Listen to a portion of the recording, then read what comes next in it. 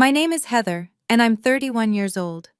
At my father's retirement party, he stood at the podium, thanked 70 people by name, his secretary, the mailman, even the caterer, and when someone asked, "What about Heather?" he laughed into the microphone and said, "She's not worth mentioning." 70 colleagues watched. My mother looked at her lap. My brother drank his water. And something I'd held inside for 3 years, quietly, patiently, like a document waiting to be filed, clicked into place. I stood up, walked to the podium, and set down a folder. His boss opened it before he could. What she read changed everything. For him, for my brother, and for a bridge that 10,000 people cross every day. Before I go on, please take a moment to like and subscribe. But only if you genuinely connect with this story. Drop your location and local time in the comments. I love knowing where you're listening from. Now, let me take you back to the beginning. To a small town called Carver, and a little girl who kept taping certificates to a refrigerator that never wanted them. I grew up in Carver County, the kind of place where everyone knows your last name before they know your first. And in Carver, the name Anderson meant one thing. My father, Gerald, Director of Public Works, 35 years on the job. The man who approved every road, every drainage ditch, every sidewalk in town. He was important. Everyone told me so. My brother Kyle, 3 years older, was the proof. Dad brought Kyle to construction sites before he could tie his shoes. Introduced him at every county barbecue the same way. "This is my son. He'll carry on the family name." Kyle would beam, Dad would squeeze his shoulder, and I'd stand 2 steps behind, holding my own plate, waiting for my turn. My turn never came. I was good at math, loved physics, brought home honor roll certificates every semester like clockwork. I'd tape them to the refrigerator next to Kyle's football photos, his fishing trips with Dad, his first place ribbon from the county fair. By morning, my certificate would be gone. Not moved, gone. I asked my mother once. She said it must have fallen. It didn't fall. When I told my father I wanted to be an engineer, he didn't look up from the TV. When I showed him my geometry test, perfect score, he asked Kyle if practice went okay. One Thanksgiving, I was maybe 14, and I brought my science fair trophy to the table, set it right next to the turkey. Dad picked it up, read the inscription, and put it in the cabinet under the sink, where we kept the cleaning supplies. "Nobody cares about a piece of paper, Heather," he said. "Your brother actually does things." But I didn't give up. I thought if I tried hard enough, one day he'd finally see me. I was wrong, but wrong in a way I never could have imagined. Senior year, and I got accepted into state with a full ride, civil engineering. The letter came on a Tuesday. I remember because I stood in the kitchen holding it for 20 minutes, rehearsing how I'd tell Dad. He wasn't home.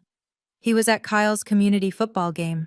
Not a tournament, not playoffs, just a Saturday league scrimmage that happened to fall on the same evening as my high school graduation ceremony. Kyle had a game that day. My mother called from the bleachers, voice low so Dad wouldn't hear. "Ma, you know how your father is," she whispered. I'd heard that sentence 100 times. It was her version of an apology, soft enough to say, empty enough to mean nothing. Dad paid for Kyle's college, private school, business administration. Kyle moved into a dorm with a mini fridge and a flat screen. I moved into a shared apartment off campus with 2 roommates and a hot plate. Scholarship covered tuition. Everything else, books, food, gas, came from the diner where I waited tables 4 nights a week. Nobody in my family mentioned my major. Not once. Not when I made the dean's list. Not when I got the undergraduate research grant. Not when I was named top of my class in structural analysis. But they mentioned Kyle's promotion. Every Thanksgiving, every Christmas, every phone call. The Thanksgiving I graduated, 22 years old, magna cum laude, bachelor's in civil engineering. Dad carved the turkey and said, "Oh, an engineer? What, you gonna build bridges?"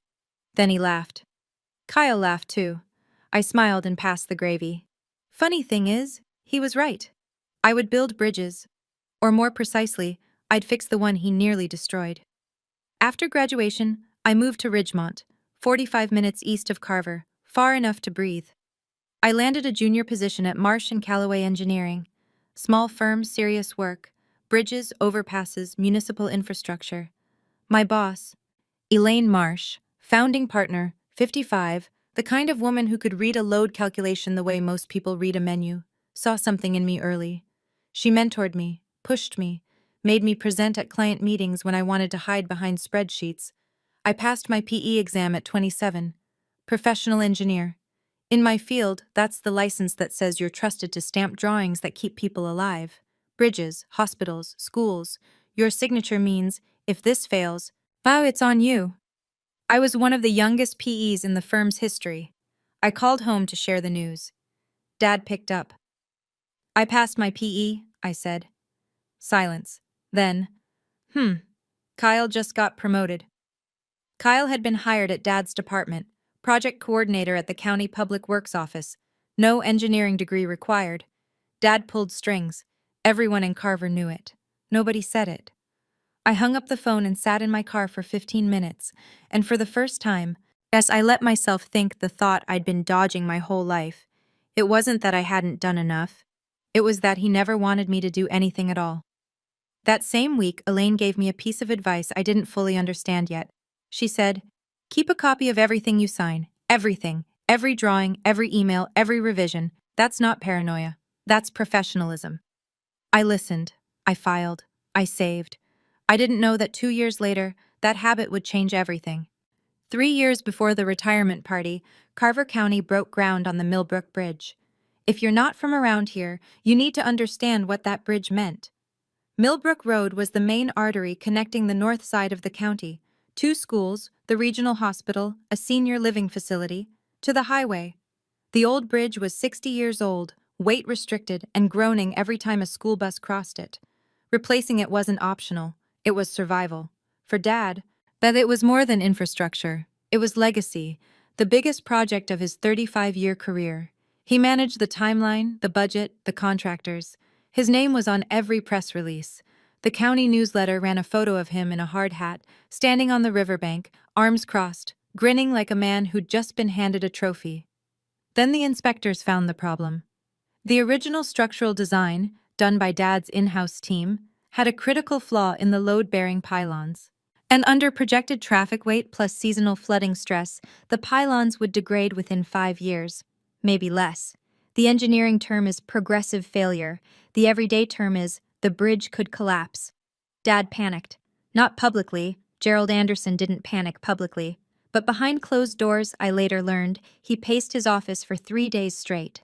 If word got out that his signature project had a fatal design flaw before construction was even finished, his reputation was done. 35 years, erased. Margaret Holt, the county administrator, Dad's boss, ordered an outside consultant. Independent structural review, non-negotiable. "I don't need outsiders telling me how to do my job," Dad told his team. But Margaret Holt wasn't asking, and the outside firm the county hired was mine. Elaine called me into her office on a Wednesday. She had the contract spread out on her desk.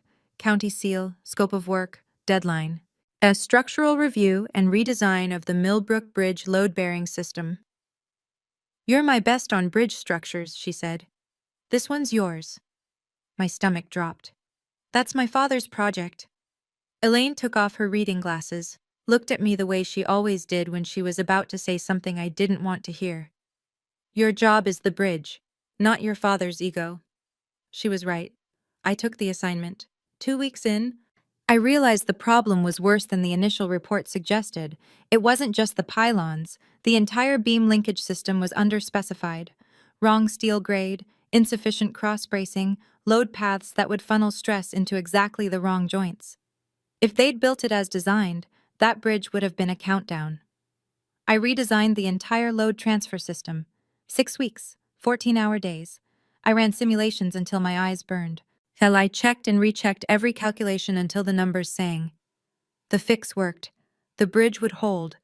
When Dad found out his daughter was the consulting engineer, that I was the one who'd found his team's mistakes and rewritten their design, he didn't thank me.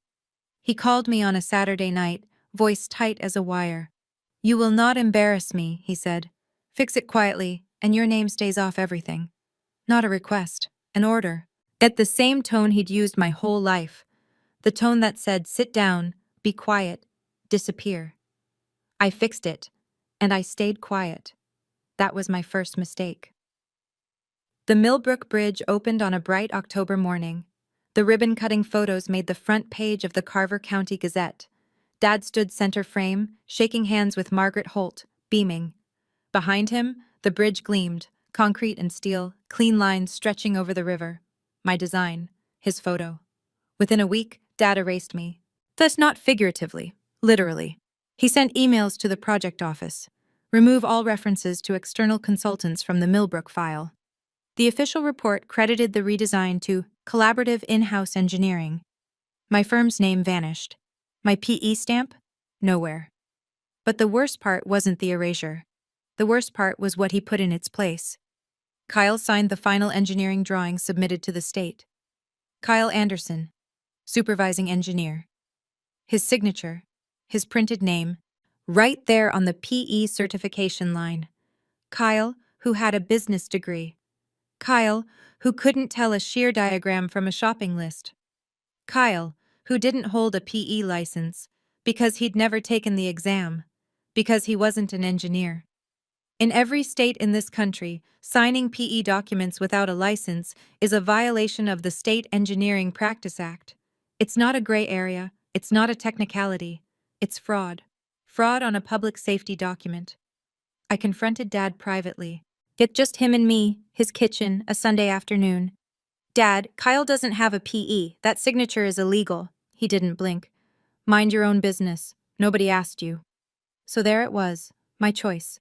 Speak up, destroy my family, send my father and brother into a legal nightmare. Stay quiet, become complicit in fraud on a bridge that school buses cross every morning. I chose silence. Because they were my family. Because I still believed that someday Dad would say thank you. 3 years passed. He never said thank you. He said something much worse, in front of 70 people. The invitation arrived in a cream-colored envelope. Heavy cardstock, gold lettering. You are cordially invited to celebrate 35 years of distinguished service. Gerald R. Anderson, Director of Public Works, Carver County. I held it for a long time. 3 years of silence. 3 years of watching Dad take credit for my work. 3 years of holidays where no one mentioned the bridge, and my career, or the fact that I existed in any professional capacity. And now, an invitation. My mother had called the week before. Your father would love to see you there, Donna said. Would he? I wasn't sure. But something in me, the same something that kept taping certificates to the refrigerator at 14, wanted to believe it. Maybe retirement would soften him.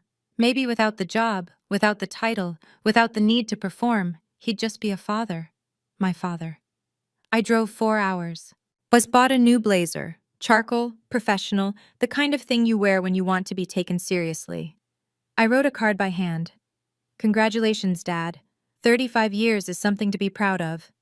Heather. I meant every word. On the passenger seat inside my work bag sat a manila folder. I didn't bring it as a weapon. I brought it the way you bring an umbrella when the forecast says 20% chance of rain, hoping you won't need it, knowing you might. 3 years of documents. Good drawings, emails, the state board letter, all originals, all verified, all sitting in that folder since the day Dad told me to mind my own business. I merged onto the highway toward Carver and told myself, tonight will be different. The folder stayed in the bag. I didn't know yet that by the end of the night, it wouldn't. The Carver County Community Hall looked like it was hosting a wedding. White tablecloths, centerpieces with little American flags and miniature hard hats. A cute touch. Someone's idea of a joke. A banner stretched across the back wall. 35 years of service, Gerald Anderson. Below it, a projector screen cycled through a slideshow of Dad's career. I stood in the doorway and watched the photos scroll. Dad shaking hands with the governor. Dad at a groundbreaking. Dad and Kyle at a county picnic, matching polo shirts, arms around each other. Dad and Kyle at the Millbrook site. Dad and Kyle at Christmas. 40 photos. I counted. Not one included me. There was a family photo. I remembered the day it was taken, Kyle's 16th birthday. I'd been standing on Dad's left side, but the version on the screen was cropped. I was gone. I found my seat at the back table, near the door. the table closest to the exit. I didn't think about what that meant until later. Mom spotted me from across the room. She waved, a small flutter of fingers, but didn't get up. Kyle sat at the head table with Dad, shaking hands with county officials. At his suit too tight across the shoulders, he looked like a man playing a part he'd been rehearsing his whole life. Dad saw me. Our eyes met across 60 feet of white tablecloth and candle flame. He gave me a nod, the kind you give a distant acquaintance at the grocery store. Quick, polite, forgettable. A woman at my table leaned over. "Are you Gerald's daughter?" I said, her eyebrows lifted. "Oh, he never mentioned you." He never mentioned me. I should have been used to it by now. But hearing it from a stranger, that hit different. Margaret Holt took the podium at 7:30 sharp. Tall, silver-haired, the kind of authority you feel before you see. She tapped the microphone twice. "Good evening, everyone. We're here tonight to honor a man who has shaped this county's infrastructure for 35 years. Under his leadership, we've seen the Millbrook Bridge, the Route 9 expansion, at the downtown drainage overhaul, projects that will outlast all of us." She smiled. "Please join me in welcoming Gerald Anderson." Applause filled the room. Dad rose from the head table, buttoned his jacket, and walked to the podium like he'd been walking to podiums his whole life. Confident, measured, in control. He started with a joke about potholes. People laughed. Then he got serious. "I want to thank some people." My heart beat a little faster. He thanked Donna first. "My rock. I've 40 years of putting up with late nights and muddy boots." Mom dabbed her eyes. The room clapped. He thanked Kyle. "My son, the future of this family. I'm proud to say he's carrying on right where I left off." Kyle stood briefly. More applause. He thanked Janet, his secretary for 22 years. "She organized my life better than I ever could." He thanked Bill the mailman. The caterer, by first name, Rosa. The night security guard, Pete. The guy who fixed the copier. And each name was a stone, and I sat at the back table, sinking. He paused, scanned the room, smiled. "I think I've thanked everyone who matters." He set the microphone down, and from somewhere in the back row, a voice I didn't recognize, someone called out, "What about Heather?" 70 people turned to look at my father, and my father, microphone still warm in his hand, laughed. He picked the microphone back up, casual, like someone had asked about the weather. That he looked toward my table, not at me, toward me the way you glance at furniture, and said it. "She's not worth mentioning." 4 words, a microphone, 70 witnesses. The room didn't gasp. That only happens in movies. What actually happened was worse. Silence. The specific kind of silence where everyone looks down at their plates at the same time. Forks stopped. Glasses paused halfway to lips. Someone coughed. Mom lowered her head. I could see her hands folded in her lap, as squeezing each other white. Kyle. I watched him. He didn't flinch, didn't turn around. He picked up his water glass and drank. Like nothing had happened, like his sister hadn't just been erased in front of every professional contact their father ever had. 70 people heard it. Not one said a word. And in that silence, I understood something I'd been circling for 31 years. Their silence wasn't agreement. But it also wasn't protection. It was nothing. Now, and nothing, when you needed someone to stand up, was the same as siding with him. 3 years. 3 years I'd kept that folder in my desk drawer. 3 years of waiting for him to call, to acknowledge, to say the 2 words that would have made everything different. And his answer, broadcast through a PA system to every engineer, contractor, and county official in Carver, was not worth mentioning. Something shifted inside me. Not anger, not sadness. Clarity. Yet the kind of clarity that doesn't burn. It focuses, like a lens pulling light into a single sharp point. I looked down at my bag. The folder was inside. It had been inside for 3 years. Not anymore. I stood up. The chair scraped against the hardwood, a sound louder than it should have been, or maybe the room was just that quiet. Mom reached for my arm. Her fingers closed around my wrist, gently, the way she always did, as if gentleness made up for everything she never said. Sit down, honey. Don't make a scene." I looked at her hand, then at her face, and for the first time in my life, I didn't do what she asked. "I'm not making a scene, Mom. I'm just not sitting down anymore. I pulled my wrist free. Not roughly. Slowly. The way you set something down that you've been carrying too long. I reached into my bag and took out the folder. Manila. Ordinary. The kind you buy in a 10-pack at the office supply store. It weighed almost nothing in my hand. Yeah, but it held 3 years of silence. Every drawing, every email, every piece of proof that I existed in the story my father had spent his career rewriting. I walked between the tables. Left side, right side, white cloth and candlelight, and 70 pairs of eyes tracking me like I was crossing a courtroom. My heels clicked on the hardwood, steady, even, one step at a time. I could hear Elaine's voice in my head, but from a conversation months ago when I'd almost shredded the whole thing.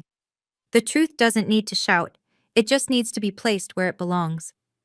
Dad stood at the podium, microphone still in his hand, and as I got closer, 5 tables away, then 3, then 1, I saw something on his face I'd never seen before. He looked afraid. I stepped onto the riser, stood beside him, and said, quietly, so he had to lean in, 7 words. Before I leave, there's one thing Dad forgot to mention. My voice carried. Not because I raised it, because the room was so silent that a whisper would have echoed. Dad's jaw tightened. Heather, sit down. Low, through his teeth. A command, not a request. I didn't sit down. I placed the folder on the podium, gently, the way you lay down a hand of cards, and turned to the front table. Mrs. Holt, I said, this concerns the Millbrook Bridge project. As county administrator, I believe you should see this. Margaret Holt had been watching the whole exchange with the kind of expression that comes from 30 years in public administration, composed, assessing, giving away nothing. But when I said Millbrook, something behind her eyes sharpened.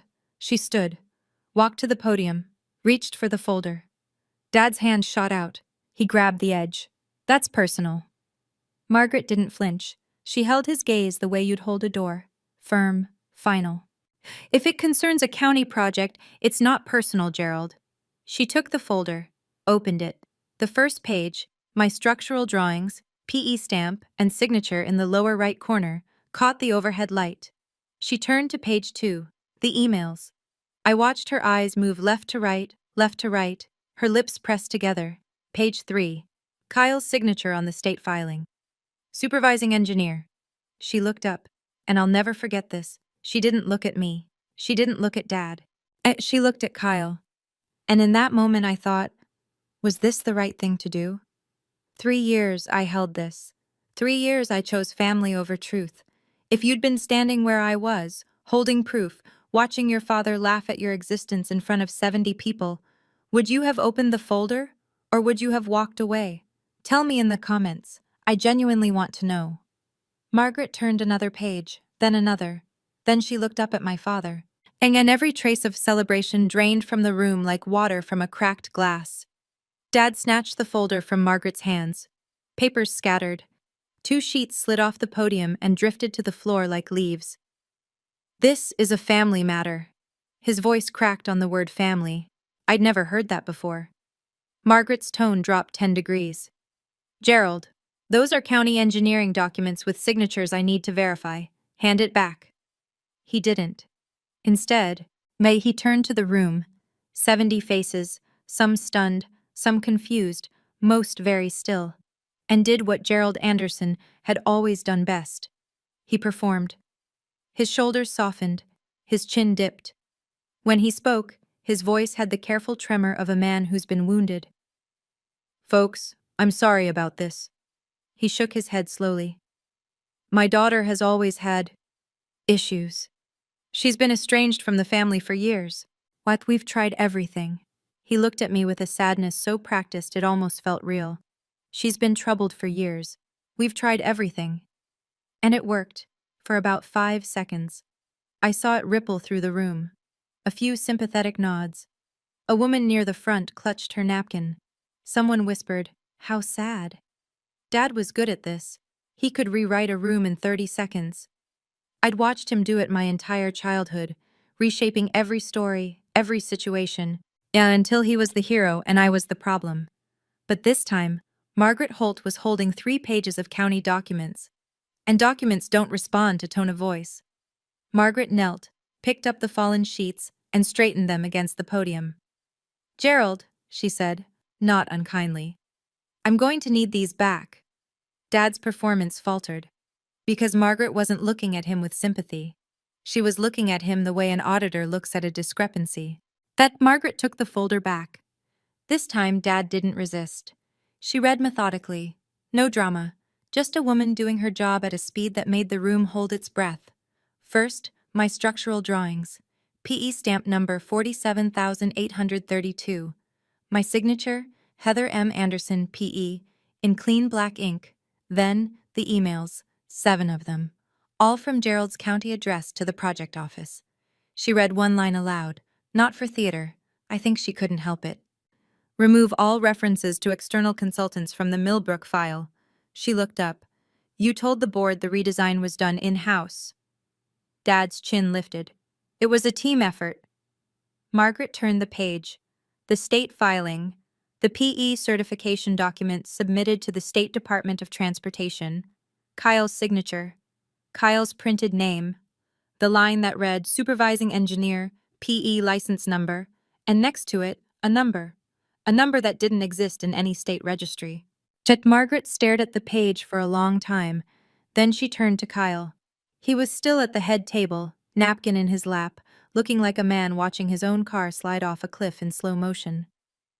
"Kyle," Margaret said, calm as a doctor reading test results. "Do you hold a PE license?" The room shifted. Engineers in the audience, and there were several, sat up straighter. They knew what that question meant. Kyle's mouth opened. His eyes went to Dad, the reflex of a lifetime, the automatic search for someone to answer for him. But Dad was frozen at the podium, mic in hand, no script, no rehearsal.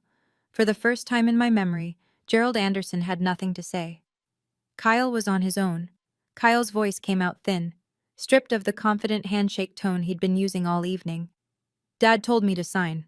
I didn't know it was a problem." The whisper that moved through the room wasn't surprise. It was recognition. 70 people doing the math at the same time. Engineers, contractors, county officials. Every one of them understood what a PE signature meant, and every one of them understood what it meant when someone signed without one. Margaret turned back to Dad. "Gerald, you were project manager? You supervised Kyle's involvement?" Dad straightened, tried to recover. "He was supervised. I supervised him." Margaret didn't blink. "You're a project manager, Gerald. You don't hold a PE either." Silence, but a different kind now. And not the awkward silence of a family squabble. This was the silence of people realizing they were watching something official, something with consequences. This wasn't a daughter making a scene at her father's party. This was a county engineering matter unfolding in real time. Mom stood. Her chair squealed against the floor. Her voice shook. "Can we please not do this here?" Every head turned to me, waiting. Yeah, and I said the thing I'd been holding for 3 years. The reason the folder existed at all. "I tried doing this privately 3 years ago, Mom. Dad told me to mind my own business." Mom sat back down, slowly, like the air had left her. Dad gripped the podium with both hands. His knuckles were white, his face was red, and when he spoke, the microphone caught every word. "This is my retirement party. Not a courtroom." But Margaret Holt was already sliding the documents back into the folder. Carefully, completely, the way you handle evidence. That's when Dad broke character. He turned on me. Full rotation, shoulders squared, microphone forgotten in his fist. His voice was raw.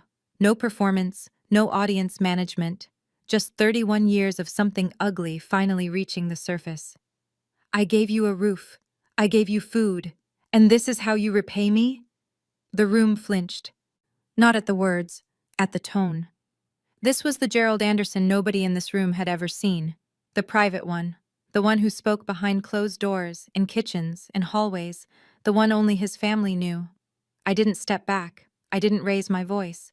"You gave me a roof, Dad, but you never gave me a seat at the table. Not even tonight." Something shifted in the room. I could feel it. A change in gravity. A few people at the side tables nodded. Small movements, almost involuntary. From Janet, Dad's secretary of 22 years, sitting 3 tables away, pulled a tissue from her purse and pressed it to her eyes. Dad looked around the room, searching, scanning, looking for an ally, a sympathetic face, someone to back his version of the story. No one met his eyes. Kyle stared at the tablecloth. Mom's face was buried in her hands. The county officials at the front table studied their plates like they were reading blueprints. Margaret Holt closed the folder, then tucked it under her arm, and said, with the precision of a woman who had run this county for 12 years, "Gerald, I'll need to review this with legal on Monday. I suggest you enjoy the rest of your evening." Everyone understood. The party was over. Janet caught my arm as I stepped down from the riser. Her hand was warm, her eyes were wet. "I always wondered who really fixed that bridge. Let me tell you what was in that folder. All of it." But first, the structural redesign drawings for the Millbrook Bridge load transfer system, 23 pages, every one of them bearing my PE stamp, number 47,832, and my signature. Heather M. Anderson, PE. These were the drawings that replaced the flawed original design, the ones that ensured the bridge could carry school buses and ambulances and 18-wheelers for the next 100 years. Second, 7 emails from Gerald Anderson's county email account to the Carver County Project Office, and each one a variation of the same directive. Remove Marsh and Callaway Engineering from the project record. Remove external consultant references. Credit the redesign to in-house collaboration. In one email, dated 3 days after the bridge opened, he wrote, and I'll never forget the phrasing, "Clean this up, I don't want any loose ends." I was a loose end. Third, a formal letter from the State Board of Professional Engineers, addressed to me by name, recognizing my exceptional structural analysis contributing to the safety of the Millbrook Bridge. The board had sent it after reviewing the revised design as part of their routine post-construction audit.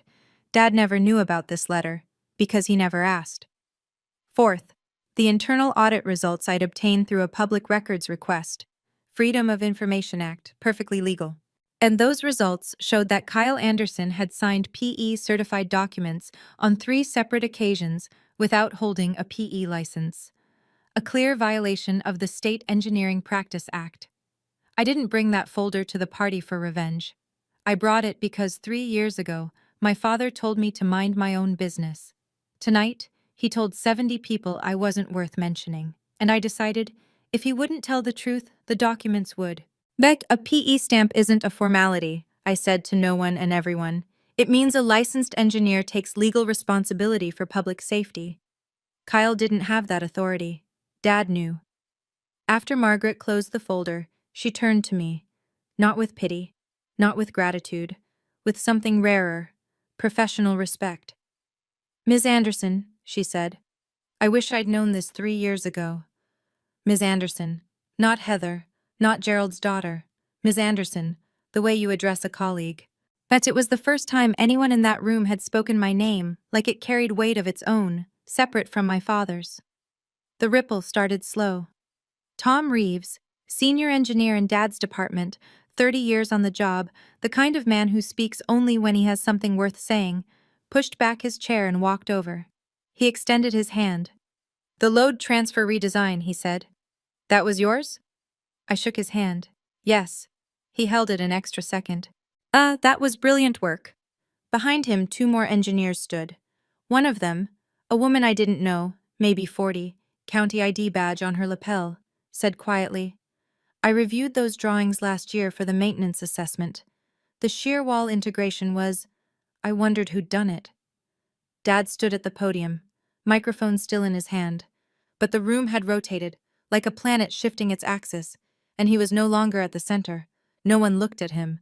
Kyle sat frozen, white-faced, his water glass untouched, sweating a ring onto the tablecloth. Mom pulled at my sleeve from behind. When had she walked over? Her voice was thin. "Please, let's just go home."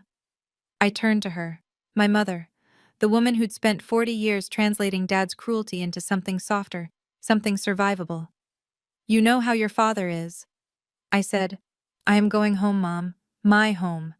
And I meant it in every way a sentence can be meant. I picked up my bag from the back table.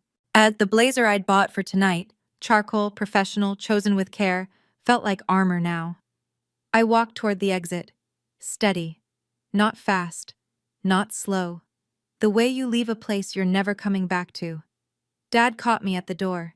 He must have come off the riser fast, because he was slightly out of breath. His hand closed around my elbow.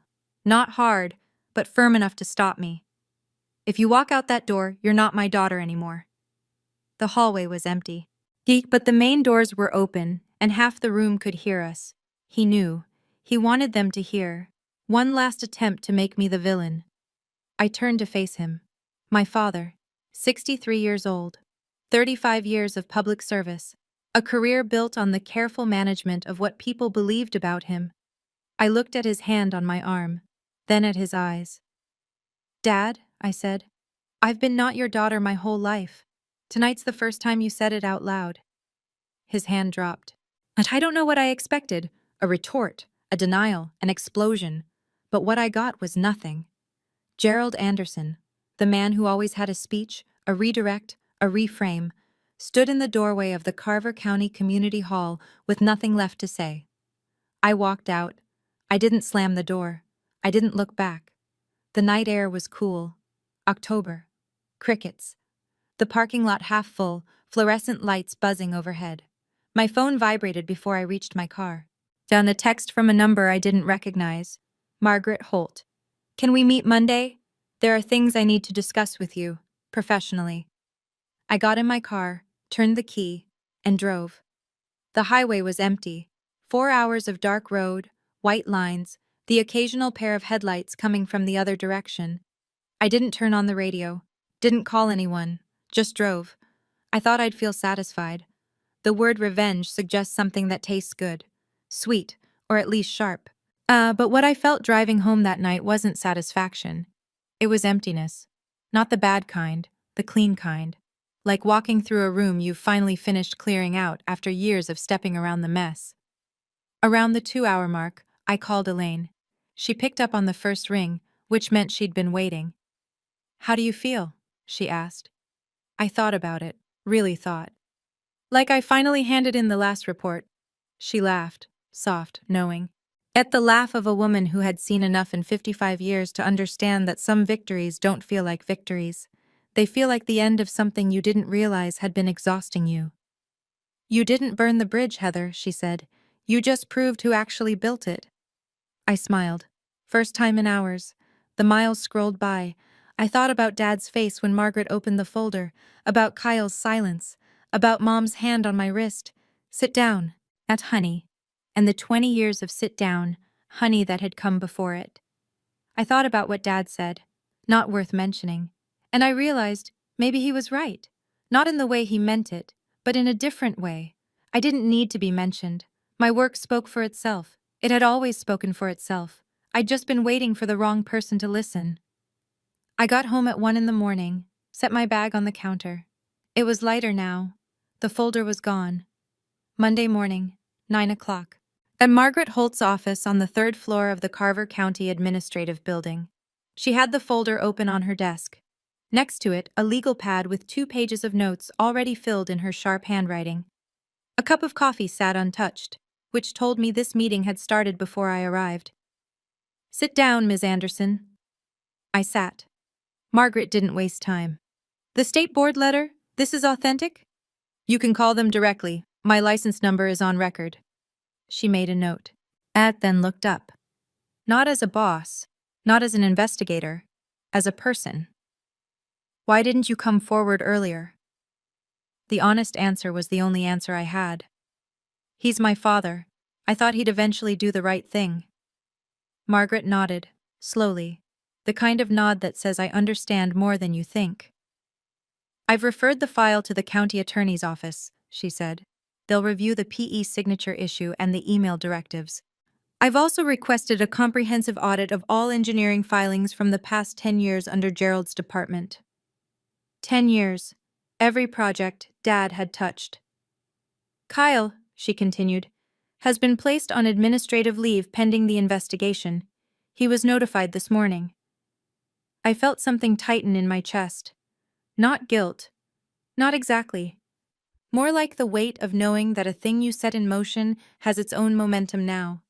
You can start an avalanche. You can't steer it. So Margaret called the state board that afternoon. They confirmed my PE status, confirmed the recognition letter, and opened a preliminary inquiry into Kyle's unlicensed signatures. A formal investigation would follow. The wheels were turning, and they didn't need me to push them anymore. 3 things happened in the 2 weeks after the party. First, the county canceled Gerald's formal recognition ceremony, the one scheduled for next month. And with the plaque and the framed resolution and the photo with the county board, Margaret's office released a one-line statement. The ceremony has been postponed pending an internal review. In a town like Carver, that sentence was a grenade. Second, the bronze plaque at the Millbrook Bridge, the one that read, "Dedicated to Gerald R. Anderson, Director of Public Works," was removed for updating. Everyone in town drove past that empty space on the bridge rail and knew exactly what it meant. And third, the county board scheduled a public hearing on engineering document procedures, open to the public. Agenda Item 1, PE certification compliance in county infrastructure projects. Dad was retired. He couldn't be fired. But the thing he valued more than any paycheck, his legacy, his name, the story of Gerald Anderson that the whole county had accepted as truth for 35 years, was being rewritten in real time. He called me on a Wednesday night. I almost didn't answer.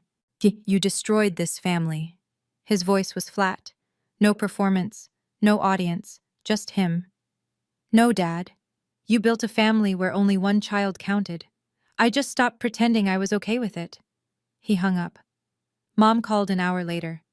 "Your father can't sleep, he's devastated." I closed my eyes. "I couldn't sleep for 3 years, Mom. Did anyone call to ask about me?" Silence. The long kind. The kind where you can hear someone realizing that the answer is no, and that no is enough. She said, "I'll talk to you later, honey." She didn't call back for a month. Kyle called on a Saturday, late afternoon. The sun was going down outside my apartment window, and I was doing what I always did on Saturdays, reviewing drawings, drinking cold coffee, pretending the silence didn't bother me. His name on the screen made me pause. Kyle and I hadn't spoken directly, without Dad as moderator, in years. "Hey." His voice was smaller than I remembered. The conference room confidence was gone. "Oh, hey." Long pause. I could hear him breathing. "Did you have to do it in front of everyone?" I set my coffee down. "You watched him say I wasn't worth mentioning, in front of everyone." Another silence. I let it sit. I'd spent my whole life filling silences for other people, smoothing, accommodating, making it easier for everyone but myself. Not anymore. "I didn't know the PE thing was that serious," he finally said. "I know." That was it. I didn't accuse him, didn't lecture. I just confirmed what we both understood. Kyle hadn't known, because Dad had never told him, because Dad needed Kyle to sign without asking questions. "Kyle, hire your own attorney. Not Dad's, yours." "Why?" "Because Dad's attorney is going to protect Dad. You need someone who protects you." More silence. Then very quietly, "I'm sorry I never stood up for you." I looked out the window. The streetlight had come on. "I know that too." After we hung up, I sat there for a long time thinking. If Dad had treated us equally, if Kyle had never been handed a role he wasn't qualified for, if I'd never been erased from the record, would any of this have happened? I don't think so. Dad didn't just harm me, he harmed Kyle too, just in a different way. Do you think Kyle deserves consequences? Or is he another casualty of Gerald's control? I'd love to hear your thoughts in the comments. Carver is a small town. By the end of the week, everybody knew. Not the full story. Small towns don't deal in full stories. They deal in fragments, in whispered versions, in the sentence you overhear at the hardware store. But the fragments were enough. The local paper ran it first. Front page, below the fold. County reviews engineering records after retirement party revelations. No names in the headline, but the article mentioned a former department head and irregularities in PE certification documents. In Carver, that was as good as a billboard. Within a month, the ripples reached every corner of Dad's world. The Rotary Club, where he'd been a member for 20 years, where he sat at the head table every monthly dinner, sent a letter, politely worded, carefully phrased. The gist, perhaps it would be best if he took a step back from active participation until the matter was resolved. Neighbors stopped waving, not all of them, but enough. the ones who mattered to Dad, the ones whose waves he counted like currency. Then Kyle received formal notification from the State Board of Professional Engineers, an official investigation into unlicensed practice. If the board found a violation, the penalties could include fines and a permanent record. And while Kyle had never actually been an engineer, that signature on official state documents was as real as concrete. Mom called one more time. Her voice had a new edge. Not anger at me, but something close to surrender. Are you happy now? I thought about it, honestly. No, Mom, I'm not happy, but I'm honest. And for the first time, so is everyone else. She was quiet for a long time. Then she said something she'd never said before. I should have spoken up years ago. It wasn't enough, but it was a start. Margaret Holt called Elaine in November. I was at my desk when Elaine walked in, leaned against the doorframe, and smiled. The specific smile she reserves for good news she's been holding for at least an hour. The county just signed a 3-year retainer with us, she said. Infrastructure consulting. Bridges, drainage systems, road specifications, the whole portfolio. I looked up from my screen. That's great. Guess who they requested as lead engineer? I didn't need to guess. The retainer was official. My name, my real name, attached to my real credentials, would be on every Carver County infrastructure project going forward. Not hidden, not erased, not credited to someone else. Mine. And a week later, I drove past the Millbrook Bridge and noticed the plaque had been replaced. The new one read, Millbrook Bridge, Carver County, Structural Redesign, Marsh & Callaway Engineering. No individual names. But in my industry, the firm credit was enough. Anyone who looked it up would find the project file. And in the project file, they'd find me. Tom Reeves, the senior engineer from Dad's department, sent me an email that evening. No subject line, just one paragraph. Ms. Anderson. I reviewed your Millbrook redesign in detail during the audit last week. The shear wall integration, the load path redistribution, the pylon reinforcement sequence. It's some of the best structural work I've seen in 30 years. The county is lucky to have you on retainer. Tom. I read it 3 times. Then I printed it out and put it in my desk drawer. Not because I needed proof, but because sometimes, after 31 years of silence, it's nice to have the words on paper. And just to know they're real. 6 months later, Dad was not arrested, not charged, not dragged before a court.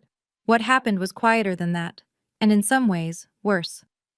The county attorney concluded that Gerald's actions, directing the removal of consultant records and facilitating unlicensed PE signatures, were administrative violations, not criminal ones. He was already retired. There was no employment action to take.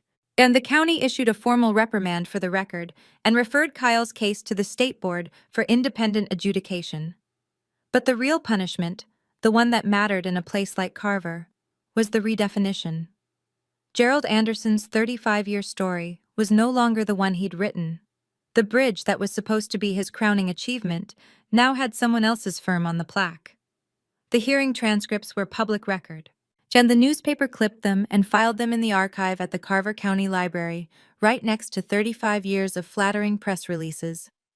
Kyle told me, in one of our occasional text exchanges, that Dad stayed home most days now.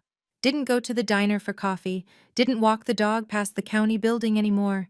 He watched TV. He read the paper. He didn't mention me. Mom sent a letter. Handwritten, on stationery I remembered from childhood, pale blue, and her initials embossed at the top. I know I was wrong to stay quiet. I'm not asking you to forgive me. I just want you to know, I see you. I always saw you. I was just too afraid to say it. I read it at my kitchen table, and I cried. Not because it fixed anything, it didn't, but because after 31 years, my mother finally said the thing I'd been waiting to hear from the wrong parent. It wasn't an ending, but it was a door, barely open, letting in a thin line of light. Now I drove to the Millbrook Bridge on a Tuesday morning. No reason, just wanted to see it. It was early, 7:15, the sky still pink at the edges. A school bus crossed going north, then a delivery truck, then a woman in a minivan with 2 car seats in the back. The bridge held. It didn't groan, it didn't flex. It carried them the way a bridge is supposed to, silently, invisibly, without asking for recognition. Nobody on that bus knew my name. And nobody in that truck had any idea who redesigned the load transfer system or spent 6 weeks running simulations until the numbers worked. They didn't need to know. They just needed the bridge to hold, and it held. I stood on the walkway and looked down at the river. The water was low, early spring, snowmelt still a few weeks away. The pylons I'd redesigned rose out of the riverbed like quiet sentinels. I don't tell this story so you'll think my father is a monster. He's not. He's a man. A man who grew up believing daughters don't build things, and who spent his whole life making sure that belief didn't get challenged. He was wrong. But he was human. And there's a difference between understanding someone and accepting what they did to you. I don't need him to call. I spent 31 years waiting for a phone call that was never coming, and the waiting was its own kind of prison. I'm done waiting. Boundaries aren't walls, they're doors. You choose who walks through. You choose when. And sometimes, the bravest thing you can do isn't to fight. It's to set down the truth, quietly, in front of the people who need to see it, and let it do the rest. Here's where I am now. Lead engineer at Marsh & Callaway. The county retainer keeps me busy. 3 projects in the pipeline, 2 more in review. Elaine keeps threatening to make me a partner. I keep telling her to give me another year. My apartment is the same one. Small. Second floor, nothing fancy.